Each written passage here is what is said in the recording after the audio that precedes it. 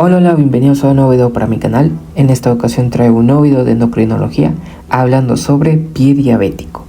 Primero voy a empezar hablando sobre algunas de las generalidades, enfocándome por ejemplo en la definición, la epidemiología, factores de riesgo y algo muy importante, lo que es la neuropatía diabética. Después seguimos con la etiopatogenia, hablando sobre los factores, factores tanto predisponentes como desencadenantes y agravantes. Después el cuadro clínico, enfocándome primero en algunas lesiones o síntomas, signos y síntomas que podremos ver en los pacientes, y ya después una clasificación como la de Wagner. Después voy a seguir con el diagnóstico, hablando sobre el interrogatorio, examen físico y el diagnóstico de neuropatía diabética y enfermedad vascular periférica. Y por último, hablar sobre el tratamiento de acuerdo a la escala de Wagner. Entonces, empezando por qué es el pie diabético, es el resultado del efecto combinado de la angiopatía, neuropatía y una cierta predisposición a infecciones más malformaciones óseas en los pies. Está medio raro este concepto, pero a lo largo del video ya lo van a ir entendiendo. Para empezar, pues una angiopatía. Vamos a tener que para tener un pie diabético, o bueno, para llegar a un pie diabético, hay una afección vascular, como por ejemplo la enfermedad vascular periférica.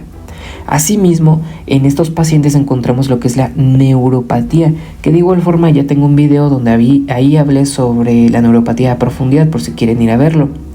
Y aparte también una predisposición a infecciones. ¿Esto por qué? Puesto que sistémicamente este pie diabético, como dice su nombre, pie diabético, está asociado con la glucosa, con niveles elevados de glucosa en sangre. Estos niveles elevados de glucosa en sangre para ciertos microorganismos son beneficiosos, se aprovechan de esta elevada glucosa en sangre, entonces también generan predisposición a infecciones. Y aparte, si juntamos la enfermedad vascular periférica y la neuropatía, podríamos llegar a obtener malformaciones óseas en los pies. Toda esta combinación van a generar lesiones que nos generan ahora sí el pie diabético. Pero pues bien, ahora para continuar con la epidemiología, es la primera causa de amputación no traumática de miembros inferiores, y se da aproximadamente, o bueno, alrededor de 45 y 65 años de edad. Ahora, algo muy importante, y es que prevalece más en la diabetes mellitus tipo 2 en un 90% de los casos. Entonces, en el 100% de los casos, hagan de cuenta que 10% van para diabetes mellitus tipo 1, mientras que para la tipo 2, 90%. Ahora, a lo largo del transcurso de un paciente con diabetes, el 25% de los diabéticos van a padecer sí o sí de alguna úlcera, sea pequeña, sea grande, sea superficial o sea profunda, van a sufrir el 25% de los diabéticos algún tipo de úlcera. Eso en cuanto a la epidemiología, en cuanto a los datos, a las estadísticas. De igual forma, tener o padecer de diabetes aumenta el riesgo de una amputación 15 veces. O sea, por ejemplo, una persona sana, una persona que no tiene diabetes, no tiene tanto riesgo de sufrir una amputación de pie diabético, Bueno, en sí no tiene riesgo de amputación de pie diabético, pero si una persona es diagnosticada con diabetes y más con diabetes mellitus tipo 2, sufre un aumento en el riesgo de 15 veces para sufrir una amputación, ¿va? Y, por ejemplo, el 85% de las amputaciones tienen antecedentes de úlceras, Ahora, si esto lo juntamos con este dato que yo les dije acá, de que el 25% de los diabéticos sufren sí o sí en algún momento de su etapa o de su evolución una úlcera, ahora pongan que el 85% de esos que tuvieron esa úlcera van a sufrir en algún momento una amputación, Tienen el riesgo de tener una amputación. Ahora, ya para acabar con la epidemiología, el 66% de los pacientes al diagnóstico, principalmente al diagnóstico de diabetes mellitus tipo 2, tienen cierto grado de neuropatía diabética. Esto condiciona aún más a que generen ciertas lesiones, úlceras, callos, etcétera, como lo vamos a ver en la etiopatogenia. El 50% de los pacientes desarrollan una úlcera, y 20% una amputación. Ahora, en cuanto a los factores de riesgo, vamos a tener en esta tablita factores generales y factores locales. Aquí también les puse como los más importantes que podremos llegar a encontrar para generar un pie diabético. Para empezar, que tenga el paciente neuropatía diabética, así como también que padezca de enfermedad vascular periférica, porque esto pues nos llega a generar isquemia, así como también úlceras.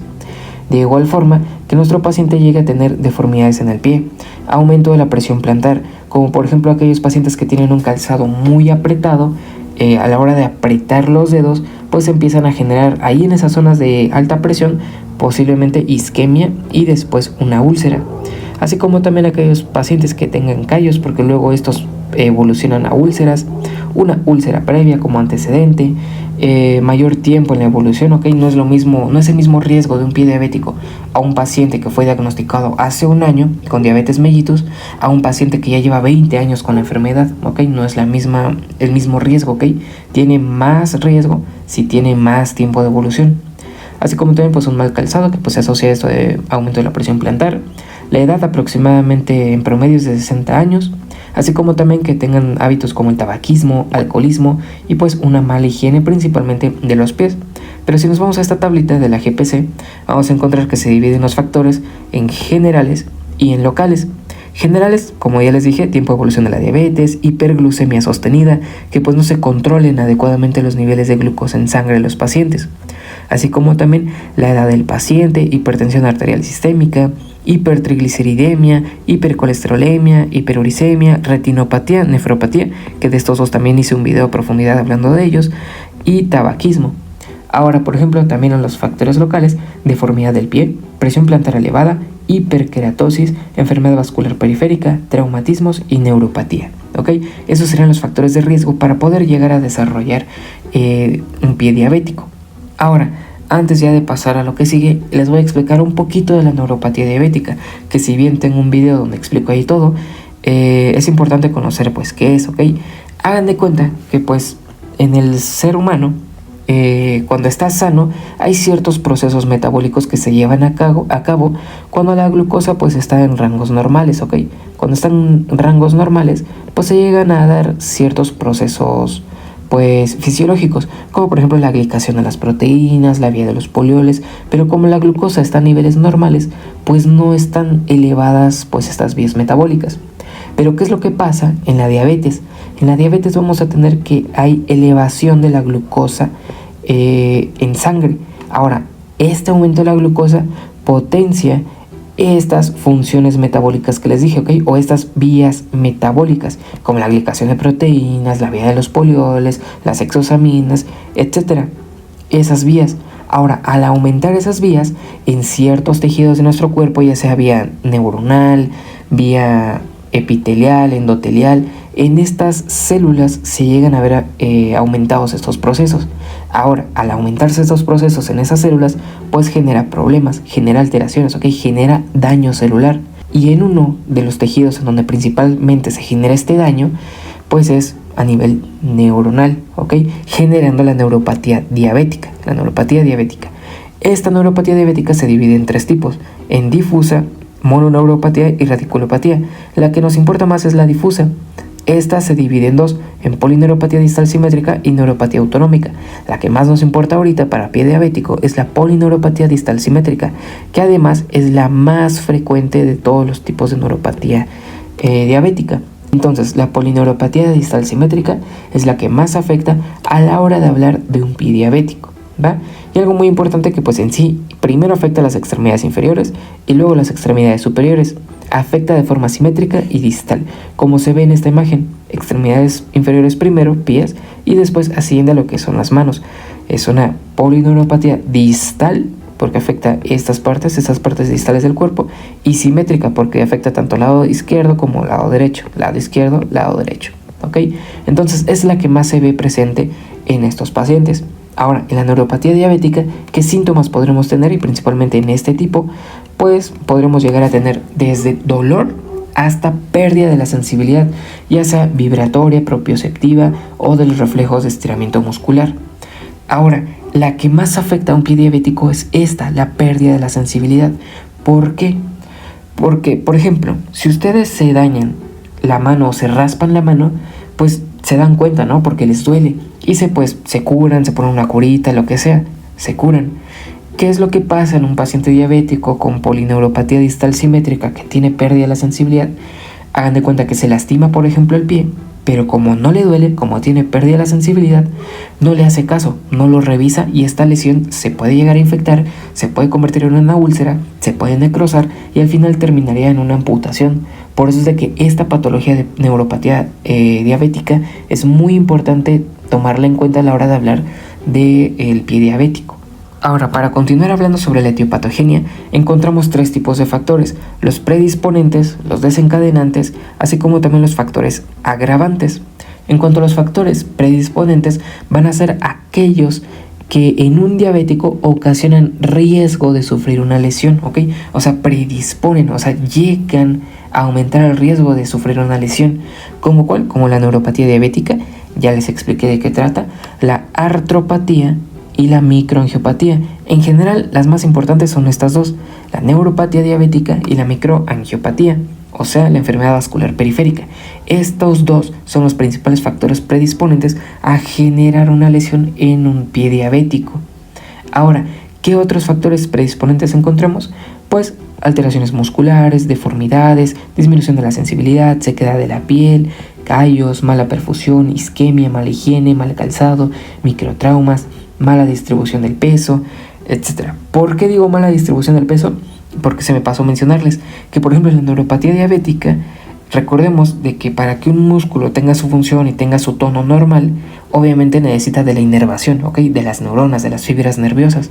Pero ¿qué es lo que pasa con la neuropatía diabética?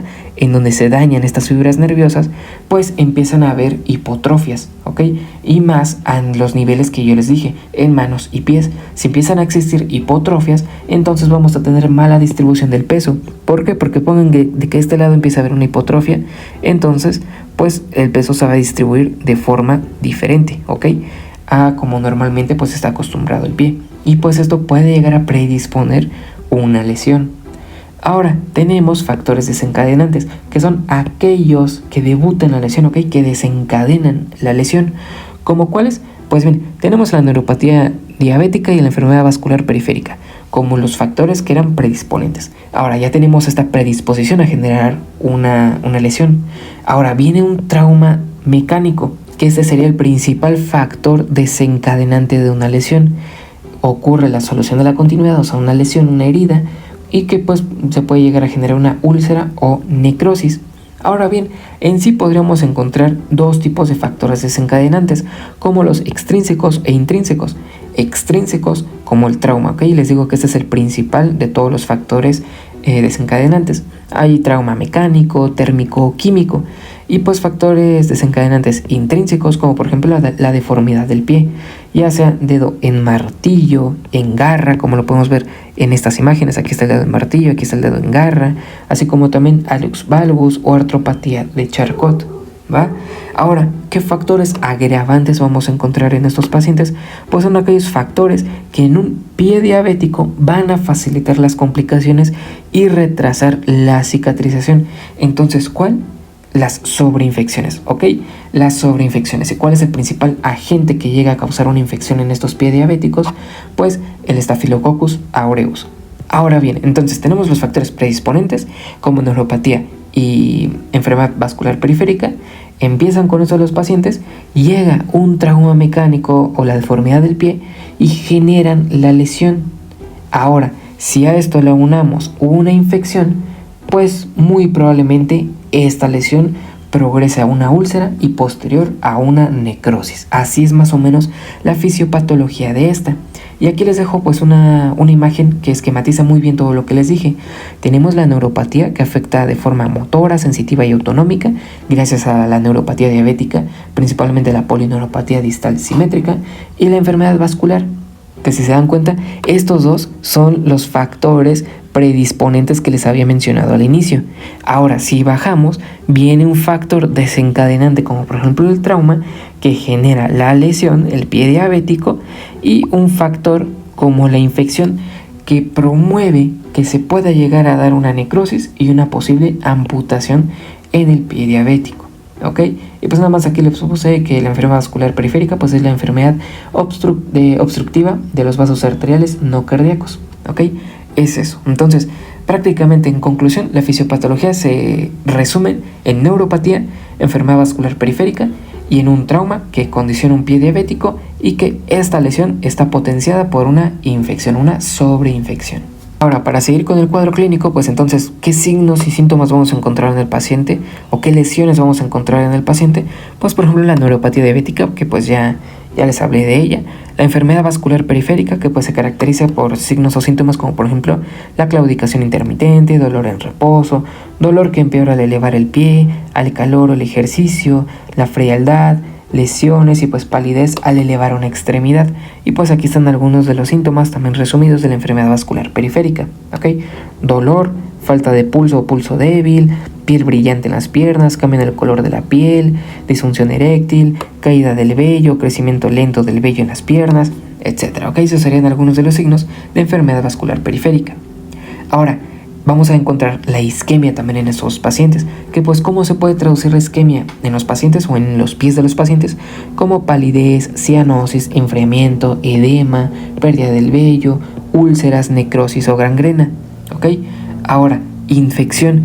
Los 4 signos de una inflamación pues serían rubor, calor, tumor, dolor, aunque también podremos encontrar datos de celulitis, olor desagradable, exudado purulento, fiebre y taquicardia. Pues aquí les puse los principales agentes o microorganismos que afectan en un pie diabético, ¿ok? O que generan la sobreinfección, como el aureus que ya les había dicho, el beta hemolítico, enterococos, enterobacterias o también el cándida, ¿ok? Pero el principal es este que aquí está subrayado, el Staphylococcus aureus.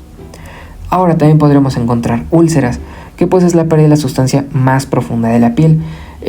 Aquí se puede llegar a afectar ya sea una úlcera superficial, que pues simplemente afecta prácticamente la dermis, o por ejemplo una úlcera profunda, en donde ya afecta tejidos más profundos, como lo son huesos, músculos y tendones. Y algo muy importante de las úlceras pues es que dejan cicatriz. ¿Y dónde están localizadas principalmente estas úlceras? Pues en sitios de mayor presión plantar, como por ejemplo estas úlceras que se ven en esta imagen, como por ejemplo úlceras aquí en el talón, en la planta del pie o en la parte interna del pie. Ahí es en donde se localizan principalmente las úlceras, ¿ok?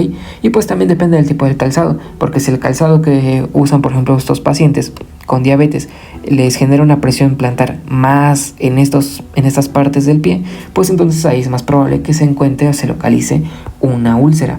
Ahora, estas úlceras se clasifican en 3 tipos: en neuropática, isquémica y neuroisquémica. La más común es la neuropática, ¿ok? La que está aquí como en rosita, porque se produce en un 85%, o bueno, se ve en un 85% de los casos, y como les digo, se da principalmente en los sitios de presión plantar. Ahora bien, encontramos la neuroartropatía de Charcot, que pues hagan de cuenta que es una combinación entre enfermedad vascular periférica, pero principalmente neuropatía diabética. ¿Por qué? Porque se empiezan a generar microtraumas en la estructura ósea del pie. A la radiografía vamos a encontrar deformidades, aumento de la temperatura, también podríamos llegar a encontrar eritema y edema. Veamos este pie de acá. Esto pues es lo normal, ¿ok? Pero cuando viene la neuropatía diabética, como por ejemplo la polineuropatía distal simétrica, les recuerdo que aquí pues se pierde la sensibilidad, también los músculos se empiezan a atrofiar. Entonces, ¿qué empieza a haber? Empiezan a existir ciertas deformidades en el pie. ¿Por qué? Porque hay zonas de mayor presión que otras, hay una mala estabilidad en el pie en cuanto a lo óseo, en cuanto a los ligamentos. Entonces se empieza a deformar este pie, que también es un factor predisponente a generar una lesión, ¿ok? Eso es muy importante también mencionarlo. Ahora, ya por último, para ir terminando estas lesiones, tenemos a la osteomielitis, que pues es la inflamación de los tejidos más profundos, como cuáles, como el músculo, aunque también se puede llegar a afectar lo que es el hueso, el tendón, y que pues por lo general está ocasionada por una infección. Ahora, necrosis es la muerte del tejido corporal o celular que se produce cuando no llega suficiente sangre al tejido, o sea, cuando hay isquemia, y pues también cuando la infección profundiza, ¿ok? Cuando la infección es más profunda. Ahora, entonces, hagan de cuenta, un paciente que inicia con callos, probablemente le siga una úlcera. Después le sigue una osteomielitis y probablemente siga una necrosis. Esto obviamente si los pacientes pues no se tratan, no se cuidan, no tienen una adecuada higiene, etc. Entonces, todo lo anterior eran pues los signos, síntomas que podríamos llegar en un paciente de forma general. Ahora, y yo sé que pues son muchos signos, muchos síntomas, pero pues para eso están las escalas, ¿ok? Las clasificaciones. vamos a tener diferentes escalas a la hora de hablar de un pie diabético, como por ejemplo la escala de Texas, que es útil para valorar el grado de isquemia y posible amputación. La escala de Gibbons, que clasifica el pie diabético en leve, moderada y severa. O también podremos tener la clasificación de PEDIS, que pues prácticamente describe en 4 tipos a la úlcera en el pie diabético. Pero la que más se habla o la que más se utiliza y la que les voy a hablar en este video es la escala de Wagner, que nos va a ser útil para el tratamiento. Esta es la escala de Wagner, ¿ok? Clasifica divide en 5 grados al pie diabético. Dependiendo la lesión, depende de la lesión que encontremos, es el grado, tanto desde el grado 0 o hasta el grado 5 que vamos a encontrar en la escala de Wagner. Vamos a empezar con el grado 0, que lo localizamos acá. Aquí en sí es un pie sin lesiones, se podría decir, pero que sí podría tener alto riesgo de desarrollar una lesión, una úlcera, por ejemplo. ¿Cómo qué factores de riesgo encontramos en este pie grado 0? Pues, por ejemplo, hiperkeratosis, ¿ok? Callos, piel gruesa, partes descamadas de la piel, y que principalmente se localiza en el talón y en las cabezas metatarsianas, ¿ok? Aquí en el talón o en las cabezas metatarsianas es en donde se localiza principalmente estas hiperkeratosis. O sea, en sí no es una lesión, por decirlo así, como tal o abierta, pero sí pueden llegar a generar una úlcera, ¿ok? También podremos encontrar grietas y fisuras que pues por lo general se localizan en la superficie del pie o de los dedos interdigitales, ¿ok? En estas zonas de acá, y que pues asocia más que nada una sequedad en la piel. Ahora, estas grietas o fisuras, como son aberturas, pueden propiciar una infección y generar así una lesión más grande, como una úlcera. Otras características de un grado 0, un pie diabético grado 0, pues serían las deformidades digitales, como ya las he estado medio explicando un poco, como el dedo en garra, dedo en mazo, dedo en martillo, etc. ¿Ok? También podremos encontrar onicomisis, que pues es una infección por hongos, que genera prurito, maceración y fisuras. Y perionixis, que pues es una infección bacteriana de entrada en la cutícula y que va a generar en esa zona un dolor intenso. ¿Ok? Entonces ahí está. Aquí podremos encontrar estos callos, estas hiperkeratosis, estas fisuras, estas infecciones y pues estas deformidades de los dedos. En sí no es como tal una lesión o una lesión como por ejemplo la úlcera, pero pueden llegar a desarrollar un pie diabético más avanzado. Entonces este fue el grado 0. Ahora vamos con el grado 1. El grado 1 pues en sí se caracteriza por tener una úlcera superficial. Hay una destrucción de la piel, ¿ok? De las capas de la piel y principalmente en sitios de presión. Aquí está el grado 1, ¿ok? Úlceras superficiales. Es esto de acá. Ahora pasamos al grado 2. Una úlcera profunda. Lesión que sobrepasa la piel. O sea, ya no solo involucra la piel, sino que llega también a tejido celular subcutáneo y también en muchas ocasiones a tendones, ligamentos y músculos. Entonces, grado 0, no hay ninguna lesión, pero sí factores de riesgo que generen la lesión, como hiperkeratosis, deformidades en los dedos, etc. Grado 1, úlceras superficiales, que solo afecta a la piel. Grado 2, úlceras profundas, que afecta a la piel y tejidos más profundos. Ahora pasamos al grado 3, que pues se localiza acá. En sí vamos a tener úlceras profundas más un absceso, ¿ok? Más abscesos u osteomielitis. El absceso pues es una inflamación aguda purulenta que destruye los tejidos donde se forma. Mientras que la osteomielitis, como ya lo había mencionado anteriormente, pues es una infección ósea purulenta. En la radiografía se puede apreciar gas a la hora de evaluar una radiografía de pie. El grado 4 y 5 pues se caracteriza por ser una necrosis o gangrena, ¿ok? Ya hay necrosis a partir del grado 4, solo que se diferencia grado 4 y grado 5 de acuerdo a la extensión. El grado 4 es más limitada o de localización, pues sí, bien localizada, como por ejemplo en el talón o los dedos, mientras que el grado 5 pues ya es una gangrena o una necrosis ya extensa, ¿ok? Por ejemplo, todo el pie afectado, más efectos sistémicos. Entonces, en resumen, grado 0, ninguna lesión. Grado 1, úlceras superficiales, solo afecta a la piel. Grado 2, úlceras profundas, piel y pues tejidos más profundos. Grado 3, úlceras profundas más un absceso u osteomielitis. Grado 4, gangrena limitada. Y grado 5, gangrena extensa. Ahora pasando al diagnóstico, lo vamos a dividir ahorita en interrogatorio y en el examen físico. En cuanto al interrogatorio, pues obviamente hay que indagar sobre los antecedentes familiares, si ya ha tenido padres o hermanos que han sufrido de diabetes, cómo han sido controlados ellos, si han padecido alguna vez de pie diabético, así como también el padecimiento actual. Hablar sobre todos los signos y síntomas que tenga nuestro paciente hasta ese momento, así como también las toxicomanías, si fuma, ingiere alcohol, el control glucémico que ha tenido desde el diagnóstico de diabetes, si ha tenido alguna otra complicación, ya sea aguda o crónica, evaluación del dolor, control metabólico, factores de riesgo cardiovasculares, lesiones previas. Todo esto es lo que vamos a ir indagando, ¿ok? Algunos puntos más importantes son los que puse acá. Ahora, ¿cuál es el objetivo del interrogatorio entonces? Pues identificar un pie de riesgo, identificar una posible neuropatía diabética, una enfermedad vascular periférica, una úlcera previa, así como también deformidades del pie. Mientras que en el examen físico lo vamos a enfocar en la detección y estadificación de la gravedad de la enfermedad vascular periférica, ¿ok? ¿Cómo vamos a hacer esto? Pues primero que nada en el examen físico empezar como siempre, signos vitales e índice de masa corporal. Ahora, hay dos apartados muy importantes acá.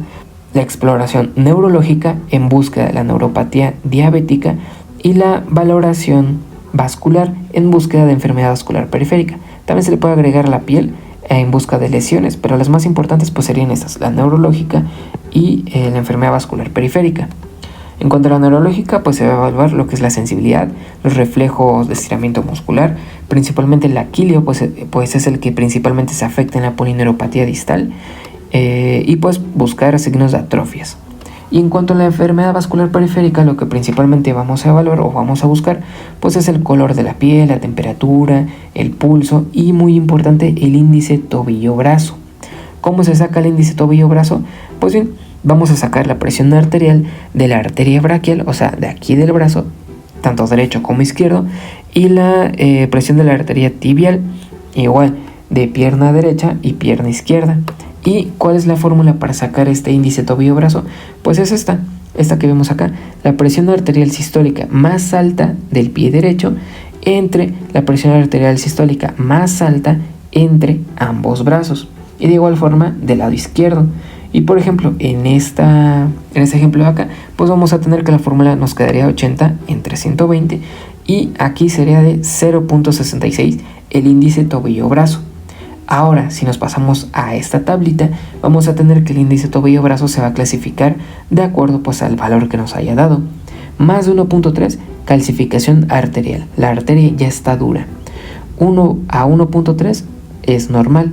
0.8 a 0.99 hay una enfermedad arterial periférica leve.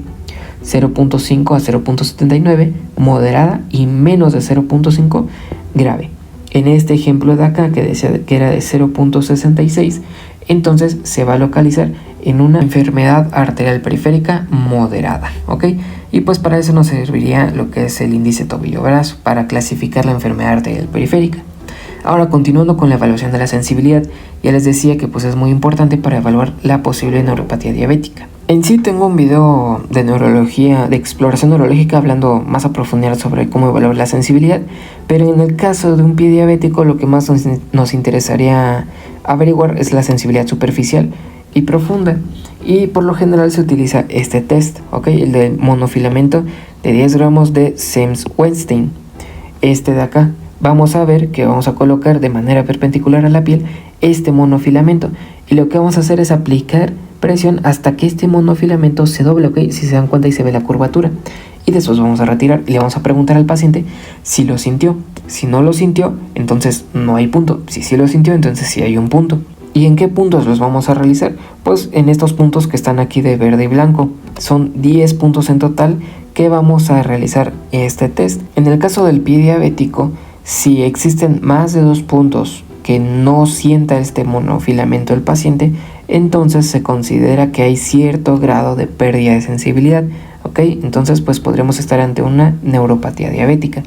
Y pues aquí les dejo esta como tablita de resumen, en donde pues vamos a ver la valoración dermatológica, valoración musculoesquelética, neurológica y vascular, ya a forma de resumen.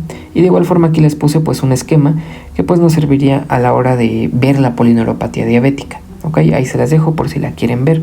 Ahora vamos a pasar con el tratamiento, pero a partir de aquí, ya desde el interrogatorio y la exploración física y de acuerdo a los signos y síntomas del paciente, pues ya podríamos saber cada cuánto vamos a ver al paciente y qué tipo de riesgo tenemos en este paciente, ¿ok? En cuanto a su pie diabético.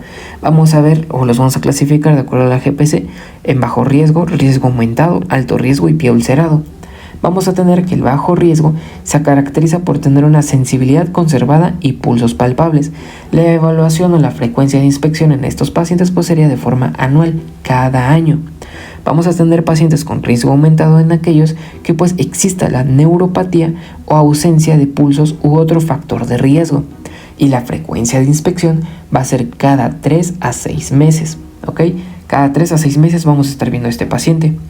Uno de alto riesgo pues sería aquel que tenga neuropatía o pulsos ausentes junto con deformidades en los pies o cambios en la piel o úlceras previas. Aquí vamos a tener una frecuencia de inspección cada 1 a 3 meses. Y cuando tengamos un paciente con un pie ulcerado, pues aquí el tratamiento va a ser individualizado, ¿ok? Para cada paciente va a ser un diferente tratamiento. Una vez curado, vamos a decirle que regrese de 1 a 3 meses tras la curación, ¿ok? Para pues evaluar cómo va el pie. Ahora sí pasando a lo que es el tratamiento bien, pues para empezar, prevención, ¿ok? Educación diabetológica. Una vez diagnosticado el paciente con diabetes, pues hay que explicarle todos los riesgos, todas las complicaciones que pueden tener, tanto agudas como crónicas, que puede tener cetoacidosis o estado hiperosmolar, o hipoglucemia, o retinopatía, o neuropatía, o nefropatía, o hasta pie diabético. También pues un buen control metabólico, una prevención de acuerdo a todos estos puntos, como por ejemplo la educación, control metabólico, control cardiovascular, buen calzado, higiene, lavado con jabón neutro, buen secado de pies, exploración periódica, calcetines de algodón o lana, autocuidados, no alcohol y no fumar, ¿ok? Y pues el tratamiento en sí depende del tipo de lesión. Y para eso era importante explicar lo que es la escala de Wagner, porque a partir de ahí se va a dar el tratamiento.